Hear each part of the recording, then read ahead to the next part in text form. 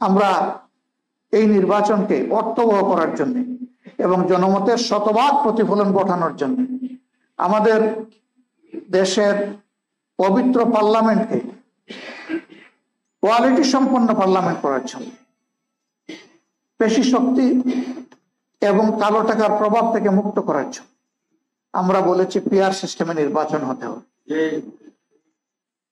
বিশ্বের 62 দেশ এটা অনুসরণ করে এবং বেশিরভাগ দেশ হচ্ছে উন্নত দেশ বলে যারা পরিচিত,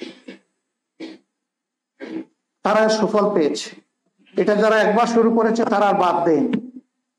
আমরা ট্রেডিশনাল নির্বাচন পদ্ধতি দেখে আসছি, তার মাধ্যমে সংসদের ভিতরে আইন প্রণেতা হিসাবে এমন ব্যক্তিরাও যান, আমি তাদের প্রতি শ্রদ্ধা রেখেই বলতে পারি, মেয়ের লেখা স্ক্রিপ্টও যারা পড়তে পারেন না তারাও সেখানে ঢুকে সংসদ সদস্য হিসাবে।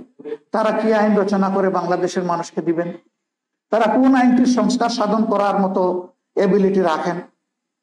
তারা হয়তো অন্য কাজের জন্য স্ব ক্ষেত্রে তারা খুবই গুরুত্বপূর্ণ, কিন্তু এই জায়গাটা তো আইন প্রণয়নের জায়গা, আইন সংস্কারের জায়গা। এই জায়গাটায় অবশ্যই ওরকম ক্যাপাসিটি যাদের আছে তাদেরই যাওয়া উচিত।